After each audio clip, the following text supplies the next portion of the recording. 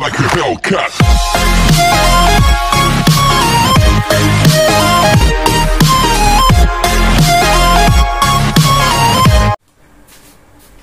Hello dear student, आज हम plus one class के अंदर हमारे सेकंड यूनिट डिस्कस कर रहे हैं जिसका नाम है स्ट्रक्चर ऑफ एटम। ठीक है बेटा, तो इसके अंदर पिछले क्लासेज के अंदर हमने स्टडी किया था। ठीक है, तो वहां पर बेटा आपने स्टडी किया था फोटो इलेक्ट्रिक प्लंक्स क्वांटम थ्योरी। ठीक है, तो उसके बाद बेटा अब हमारे पास जो आज हमारा जो टॉपिक है वो है बेटा स्पेक्ट्रोस्कोपी। स्पेक्ट्रोस्कोपी, ठीक है, तो बेटा हमने स्पेक्ट्रम ऑब्टेन्ड किया था। ठीक है, तो हमने वहां पर क्या बताया था कि भाई स्पेक्ट्रम क्या होता है। स्पेक्ट्रम एक ऐसी रेंज है जिसके अंदर अलग अलग वेवलेंथ और अलग अलग फ्रीक्वेंसी को पुट आउट करके एक स्पेक्ट्रम बनाया गया है। ठीक है, तो उस स्पेक्ट्रम के अंदर हम उसको शॉर्ट फॉर्म में बोलते हैं स्पेक्ट्रा बोल देते हैं। ठीक है, तो भाई कहने का मतलब क्या है, स्पेक्ट्रोस्कोपी क्या है, जो भाई आपको स्टडी करवाएगा किसी भी स्पेक्ट्रा के बारे में। ठीक है भाई, अब मान लीजिए आपको स्पेक्ट्रा बनाना है तो वो बनेगा कैसे, तो उसके लिए आपको क्या चाहिए, स्पेक्ट्रोस्कोप। क्या चाहिए आपको, स्पेक्ट्रोस्कोप। स्पेक्ट्रोस्कोप क्या है, एन इंस्ट्रूमेंट।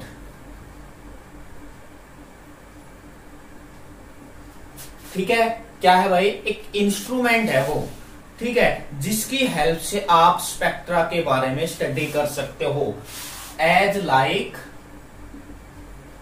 Like prism. जैसे मान लीजिए आपके पास ये है, ये आपका एक क्या है भाई, प्रिज्म है। ठीक है, तो मैं इस प्रिज्म को क्या बोल सकता हूं, स्पेक्ट्रोस्कोप बोल सकता हूं भाई मैं इसको। ठीक है, क्या हो जाएगा, ये आपका स्पेक्ट्रोस्कोप हो जाएगा। क्लियर। ठीक है, तो ये आपके पास क्या है भाई, स्पेक्ट्रोस्कोपी है। ठीक है, तो इसके अंदर हम बात करते हैं स्पेक्ट्रा के, तो जनरली दो स्पेक्ट्रा होते हैं। ठीक है, जनरली क्या होते हैं भाई, कि आपके पास बेटा दो स्पेक्ट्रा होते हैं। अगर हम स्पेक्ट्रा को क्लासिफाई करते हैं तो बेटा दो स्पेक्ट्रा होते हैं। एक होता है आपका इमिशन स्पेक्ट्रा और एक आपका होता है अब्जॉर्प्शन स्पेक्ट्रा। अब्जॉर्प्शन स्पेक्ट्रा, ठीक है। इमिशन स्पेक्ट्रा, जब भी कोई लाइट जनरली किसी बल्ब के अंदर से आती है या सनलाइट है जो हमारे पास, ठीक है, वो जब प्रिज्म के अंदर से, एक स्पेक्ट्रोस्कोप के अंदर से पास आउट होगी तो उस स्पेक्ट्रा को हम क्या बोलेंगे, इमिशन स्पेक्ट्रा। तो मैं सिंपल सी बात कर सकता हूं, बाई व्हाइट लाइट और लाइट बाई एनी सोर्स। ठीक है भाई, या तो व्हाइट लाइट हो या कोई भी सोर्स है, सनलाइट है भाई। ठीक है, तो क्या कहता है, किसी भी सोर्स के अंदर से जो लाइट आएगी उससे जो स्पेक्ट्रा बनेगा उसको हम क्या बोलेंगे, इमिशन स्पेक्ट्रा बोलेंगे भाई। ठीक है, तो अब इमिशन स्पेक्ट्रा को हमने क्लासिफाई कर रखा है भाई। एक बेटा बन जाएगा कॉन्टिन्यूअस स्पेक्ट्रा और एक बन जाएगा आपके पास लाइन स्पेक्ट्रा। ये आपको समझने बहुत ज्यादा इंपॉर्टेंट है क्योंकि आपने पढ़ा भी है कि हम बार बार डिस्कस कर रहे हैं भाई कि हमने रदरफोर्ड में कुछ कमियां निकाली, ठीक है, या हमने प्लंक्स क्वांटम थ्योरी में कमियां निकाली और किसी दूसरी थ्योरी के अंदर कमियां निकाली, तो हम वहां पर बार बार पढ़ रहे हैं लाइन स्पेक्ट्रा। ठीक है, तो उसके लिए हमें डिस्कस करना पड़ेगा कि भाई कॉन्टिन्यूअस स्पेक्ट्रा और लाइन स्पेक्ट्रा क्या होता है, कॉन्टिन्यूअस और लाइन स्पेक्ट्रा। ठीक है, तो देखिए भाई, अब इमिशन स्पेक्ट्रा को आप दो स्पेक्ट्रा के अंदर कन्वर्ट कर सकते हो। ठीक है भाई, कॉन्टिन्यूअस स्पेक्ट्रा।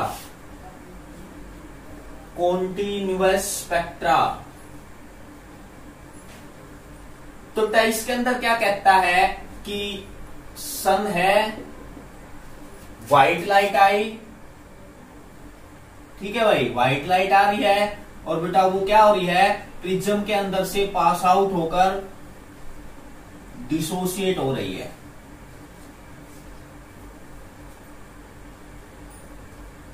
ठीक है, क्या हो रही है भाई, वो लाइट के अंदर आपकी डिसोसिएट हो रही है।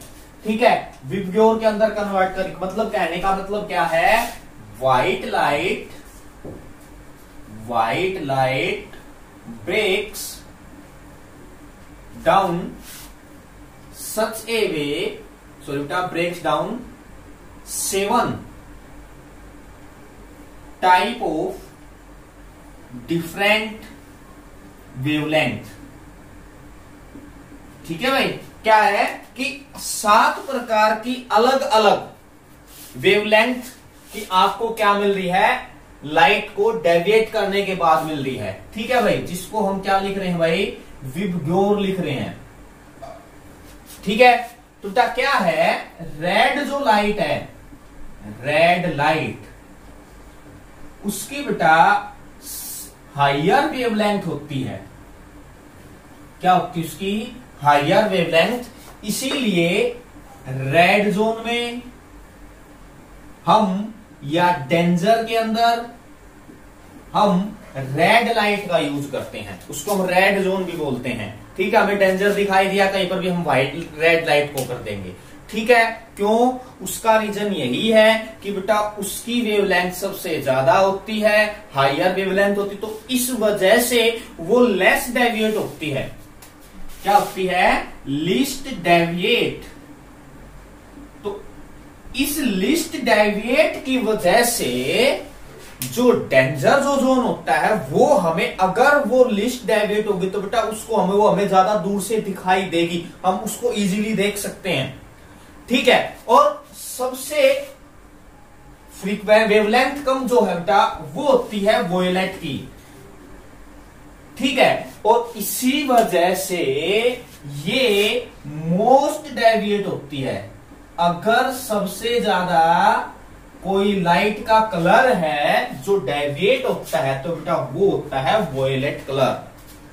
ठीक है, समझ में आ गई बात, क्या कि भाई अगर कोई भी व्हाइट लाइट या सनलाइट है उसको जब आप प्रिज्म के अंदर से पास आउट करवाते हो तो वो 7 प्रकार के कलर के अंदर डिसोसिएट होता है, तो उसको हम बोलते हैं कॉन्टिन्यूअस स्पेक्ट्रा।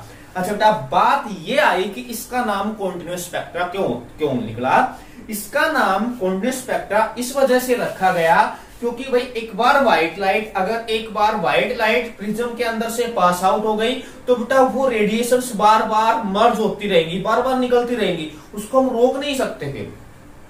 ठीक है, आपको कॉन्टिन्यूअस एक पैटर्न मिलता रहेगा, तो इस वजह से इसको क्या बोलते हैं, कॉन्टिन्यूअस स्पेक्ट्रा बोलते हैं। अब बेटा हम सेकंड की बात कर रहे हैं। अभी मैंने डिस्कस किया था इमिशन स्पेक्ट्रा को 2 पार्ट में हम डिवाइड कर रहे हैं यहां पर। ठीक है, तो सेकंड हम डिस्कस कर रहे हैं, जो सेकंड है आपके पास लाइन स्पेक्ट्रा। सेकंड आपके पास है बेटा वो है लाइन स्पेक्ट्रा। देखिए नाम से पता चल रहा है लाइन। किसी भी साल्ट को, किसी भी मेटल या मेटल के साल्ट को आप हीट करते हो, जैसे मान लीजिए बेटा मैं ऐसा कुछ करता हूं, यहां पे मान लीजिए मैंने NaCl को रख दिया भाई। ठीक है, तो इसके अंदर से, ठीक है, क्या होगा, लाइट पास आउट होगी, ये बीम आई, या फिर बेटा मैं स्लिट का यूज करता हूं। ठीक है, स्लिट के अंदर से बेटा यहां से लाइट गई, ये आपका प्रिज्म है, और बेटा ये क्या करेगा, एक टाइप की लाइन को, एक टाइप की रेडिएशंस को क्या करेगा, रिमूव करेगा। ठीक है, तो इसको लाइन स्पेक्ट्रा क्यों बोल दिया जाता है, क्योंकि बेटा जो NaCl है, सोडियम है, और सोडियम का कोई भी साल्ट है भाई, साल्ट्स ऑफ सोडियम, ठीक है, वो बेटा येलो लाइट देगा। ठीक है, तो कहने का मतलब क्या है कि जो हमारे पास विबग्योर था उसमें से बेटा उसने क्या दिया, येलो, एक स्पेसिफाई कलर देगा वो आपको। जबकि कॉन्टिन्यूअस के अंदर क्या था, कॉन्टिन्यूअस के अंदर क्या था कि भाई हम स्पेसिफाई नहीं कर सकते। अगर व्हाइट लाइट पड़ेगी तो वो 7 के 7 कलर के अंदर डिसोसिएट होगी। ये नहीं कि उसको हम रोक दे, हाँ भाई ग्रीन के ऊपर रोक देना आप इसको, या इंडिगो के ऊपर रोक देना, ऐसा नहीं होगा। अगर व्हाइट लाइट पड़ेगी प्रिज्म के ऊपर तो वो 7 के 7 कलर में, इसीलिए उसको हम क्या बोलते हैं, कॉन्टिन्यूस को लाइन क्यों बोलते हैं कि एक प्रकार की लाइन दिखाएगा, सिर्फ एक लाइन दिखाएगा, ठीक है, इसलिए इसको हम क्या बोलते हैं बेटा, लाइन स्पेक्ट्रा बोलते हैं। ठीक है, आगे बेटा सेकंड हमारे पास अब्जॉर्प्शन स्पेक्ट्रा। सेकंड क्या है भाई, अब्जॉर्प्शन स्पेक्ट्रा। नाम से पता चल गया भाई, क्या, अब्जॉर्प्शन स्पेक्ट्रा, कि उस जिसको आप अब्जॉर्व कर रहे हो। ठीक है भाई, तो क्या कहता है बेटा ये, यहां पर मैं इसके डायग्राम को ऊपर बनाता हूं कि भाई मान लीजिए कोई भी व्हाइट लाइट है, व्हाइट लाइट है ये हमारी, इसके ऊपर लिख देता हूं भाई व्हाइट लाइट। ठीक है, ये व्हाइट लाइट है, कहता है भाई इसको आप NaCl के सॉल्यूशन में से पास आउट करवा दीजिए। क्या करवा दीजिए, इसको आप NaCl के सॉल्यूशन के अंदर से पास आउट करवा दीजिए। जब आप इसको पास आउट करवाओगे, यहां पर बेटा आपका क्या है, NaCl, तो बेटा ये क्या होगा, ये जब प्रिज्म के अंदर से पास आउट होगा तो यहां पर ये क्या बनाएगा, डार्क लाइन बनाएगा, किसकी, येलो रेडिएशन की।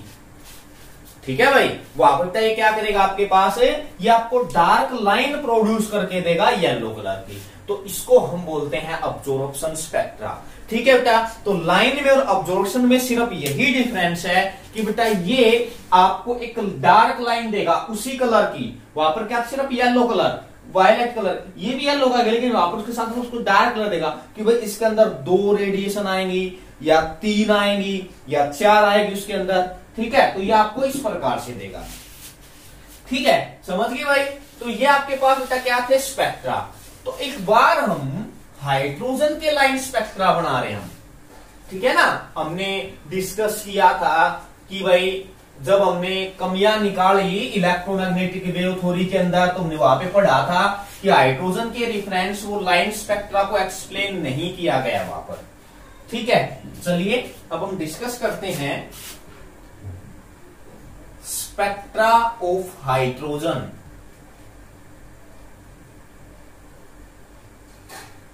ठीक है भाई, चलिए बेटा देखो, हमें पता है इस बात का, ठीक है, क्या कि भाई मान लीजिए कि आपके पास कोई भी हाइड्रोजन का मॉलिक्यूल है। भाई हाइड्रोजन क्या है बेटा, एक मॉलिक्यूल है। हाइड्रोजन क्या है भाई, एक मॉलिक्यूल्स है। तो बेटा एक मोल के अंदर आपके पास क्या है, 6.22 इंटू 10 की पावर 23 मॉलिक्यूल ऑफ हाइड्रोजन, है ना भाई। इसको मैं लिख सकता हूं ना बेटा ऐसे, क्या है कि ये क्या है बेटा, मॉलिक्यूल्स हैं। किसके मॉलिक्यूल्स हैं आपके पास, हाइड्रोजन के मॉलिक्यूल्स हैं। तो इतने सारे मॉलिक्यूल्स है, तो क्या कहता है लाइन स्पेक्ट्रा ने, भाई हमने तो उसको हीट किया था। ठीक है, तो कहने का मतलब क्या हुआ कि भाई अगर हम हाइड्रोजन को हीट करते हैं तो वो अपनी कुछ लाइन बनाएगा। मतलब क्या होगा कि भाई मॉलिक्यूल एक एनर्जी से दूसरे एनर्जी लेवल के अंदर जाएंगे, जिसके बारे में बेटा हम आगे डिस्कस करेंगे। ठीक है, जब हम क्वांटम नंबर डिस्कस करेंगे तो बेटा वहां पर हम डिस्कस करेंगे कि एनर्जी लेवल क्या होता है, या बेटा हम बोर मॉडल ऑफ एटम करेंगे। ये स्पेक्ट्रा कंप्लीट करने के बाद हम बोर मॉडल ऑफ एटम करेंगे, तो वहां पर मैं आपको बताऊंगा कि क्या होता है एनर्जी लेवल। अभी आप सिर्फ इसको थोड़ा ध्यान रखना है आपको यही कि भाई एनर्जी लेवल है, तो उस एनर्जी लेवल के अंदर क्या है कि इलेक्ट्रॉन जंप करेगा। भाई एक था, एक से ऊपर, फिर 2, फिर 3, फिर 4, फिर 5, ऐसे करके वो लोअर से हायर में भी जा सकता है, हायर से लोअर पे भी आ सकता है। उसके बारे में डिस्कस करेंगे। ठीक है, तो इसके लिए क्या कहता है कि भाई हम हाइड्रोजन जो मॉलिक्यूल है उसके हम स्पेक्ट्रा अगर हम बनाएंगे तो वो लाइन स्पेक्ट्रा बनेंगे। ठीक है, तो तब वो कैसे बनेंगे, देखिए मान लीजिए मैं ये बात बोलता हूं कि भाई n इज इक्वल टू 1। भाई ये मेरा पहला स्पेक्ट्रा है, पहला मेरा एनर्जी लेवल है भाई ये। n इज इक्वल टू 2, ये बेटा सेकेंड एनर्जी लेवल है, n इज इक्वल टू 3, ये बेटा थर्ड है, n इज इक्वल टू 4, ये बेटा फोर्थ है, n इज इक्वल टू 5, ये फिफ्थ। n के आगे जो भी आपकी वैल्यू है, ठीक है भाई, क्या बेटा n के आगे जो भी आपकी वैल्यू है उसका वही एनर्जी लेवल हो जाएगा। n इज इक्वल टू 6, ये हो गया भाई, n इज इक्वल टू 7, ये हो जाएगा बेटा आपके पास, n इज इक्वल टू 8, ये हो जाएगा।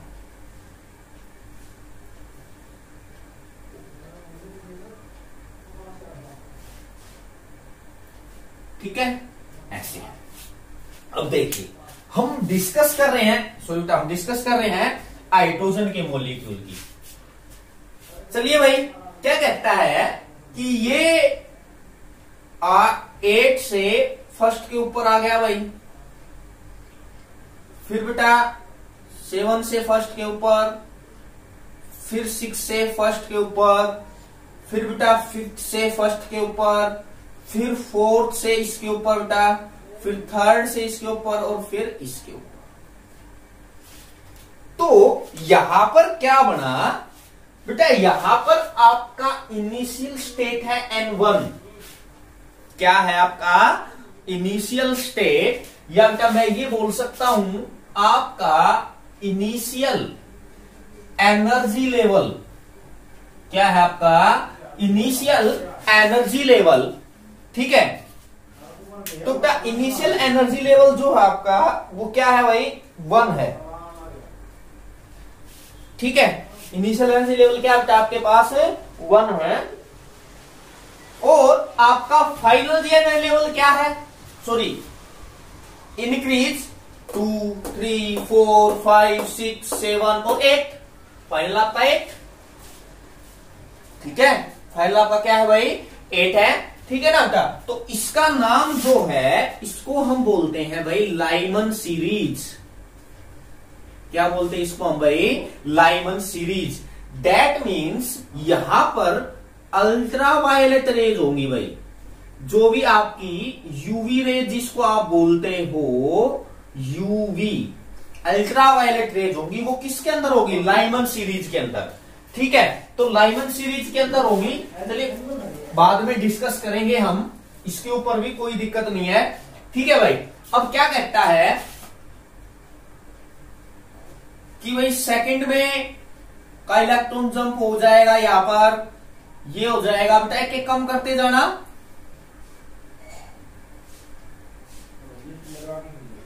ठीक है। अब देखना यहां पर मैं लिख देता हूं बेटा, ये आपकी होगी लाइमन सीरीज। तो बेटा यहां पर N1 आपका क्या है 1, और N2 आपका क्या है भाई 2, 3, 4 एंड सो ऑन, ठीक है, 5, 6, 7, 8 तक। इसको बेटा हम बोलेंगे बाल्मर सीरीज। क्या बोलेंगे, बाल्मर सीरीज। और यहां पर होती है इनविजिबल रेज, ठीक है भाई, सॉरी बेटा यहां पर होती है आपकी विजिबल रेज। अब विजिबल रेज से मतलब क्या है, जो आपको विजिबल, जो आपको दिखाई दे सकती है। तो बेटा वो कौन कौन सी आपके पास, कहने का मेरा मतलब क्या है, रेड, वायलेट और ये जो सारी आपकी रेज हैं वो बाल्मर सीरीज के अंदर होंगी। बेटा बाल्मर सीरीज के अंदर आपके पास N1 इनिशियल स्टेट क्या है भाई, देखिए यहां पर क्या, यहां पर 1 है, नहीं है, यहाँ पे 2 है भाई। तो बेटा N1 क्या हो जाएगी आपके पास 2, और N2 क्या हो जाएगी 3, 4, 5 एंड सो ऑन, ठीक है, क्लियर। चलिए नेक्स्ट आगे डिस्कस करते हैं हम। सॉरी बेटा अब थर्ड एनर्जी लेवल पे आएंगे हम।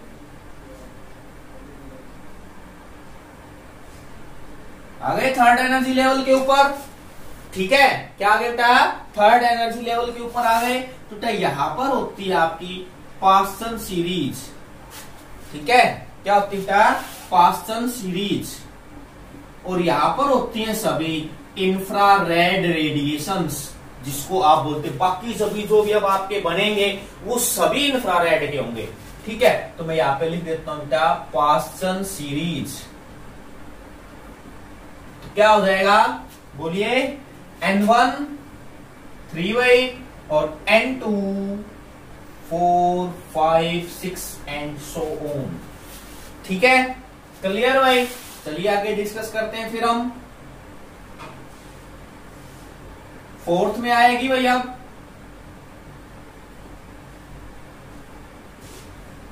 इसको हम बोलते हैं पफंड सीरीज। क्या बोलते हैं भाई?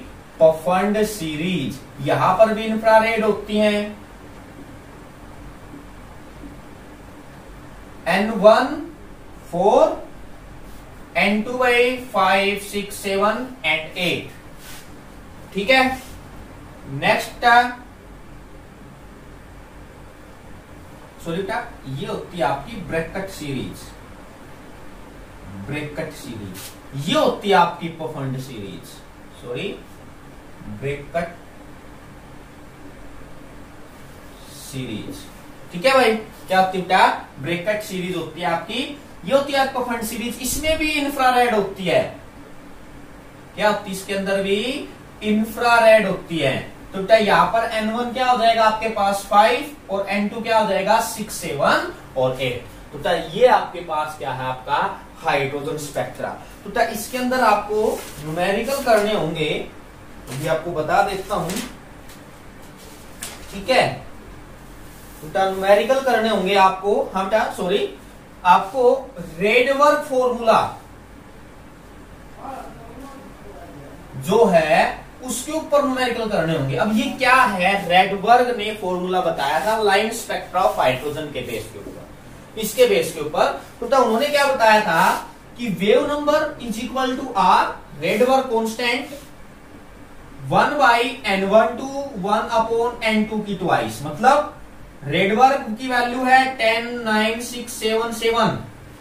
ठीक है भाई, क्या है? 10, 9, 6। सॉरी बेटा मैं दोबारा लिख देता हूं, R 109677 सेंटीमीटर इनवर्स। N1 बेटा आपका क्या है? N1 initial state. N2 आपकी क्या है भाई? Final state. ठीक है, कहता है फॉर हाइड्रोजन लाइक। तो क्या हो जाएगा? कुछ नहीं करना है यहां पर आपको, N2 की ट्वाइस और Z स्क्वायर। अब Z आपको पता है क्या होता है? Atomic number. Z indicate atomic number. ठीक है भाई, तो बेटा ये आपको फॉर्मूला ध्यान रखना है और इसी के ऊपर आपको क्या करना है बेटा? न्यूमेरिकल सोल्व करने। चलिए मैं आपको एक न्यूमेरिकल बता देता हूं।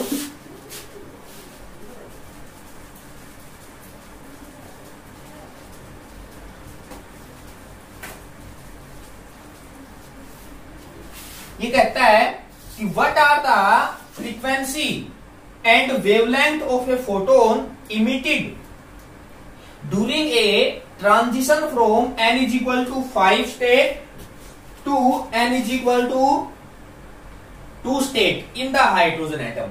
कहता है बेटा n है 5 स्टेट से to n is equal to 2 state in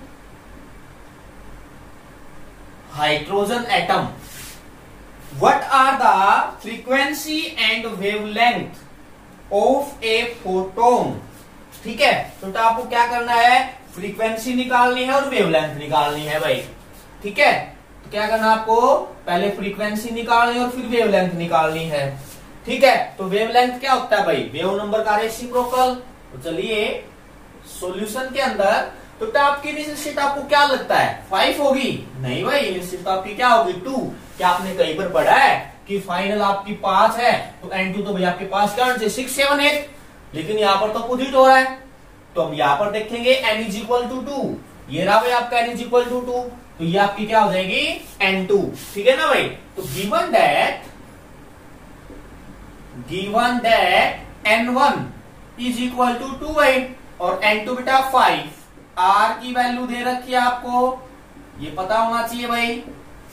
new bar is equal to sorry बेटा R 1/N1 square upon N2 की ट्वाइस।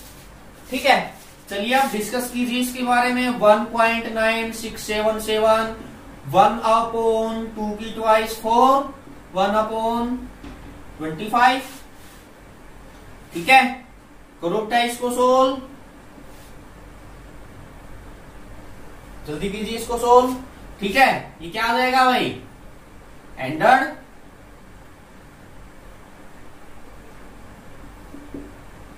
-4 21/100। ये क्या आ जाएगा बेटा मेरा, न्यू बार। तो बेटा मैंने बोलने वैल्यू सोल्व करके लिख रखी है अपनी। तो बेटा मेरी वैल्यू जो आती है वो आती है 0.2 सेंटीमीटर इनवर्स। इसका तो हमें आवश्यकता ही नहीं है इसकी। तो इसके लिए हम क्या करेंगे भाई, मैंने कहता है कि मैंने क्या निकाल दिया, वेव नंबर निकाल दिया। मुझे क्या चाहिए, वेवलेंथ चाहिए, लैम्डा इज इक्वल टू 1/न्यू बार। तो बेटा इसको आप सोल्व कर दीजिए। ठीक है, तो बेटा इसको सोल्व करने के बाद जो मेरी वैल्यू आती है वो आती है 434 नैनोमीटर। ठीक है, अब मुझे फ्रीक्वेंसी निकालनी है भाई। तो बेटा फ्रीक्वेंसी न्यू बार क्या हो जाएगा, C/λ। C की वैल्यू 3 × 10⁸ और लैम्डा की वैल्यू क्या है आपके पास 434। ठीक है, नैनोमीटर था, मीटर में कन्वर्ट कर दीजिए 9।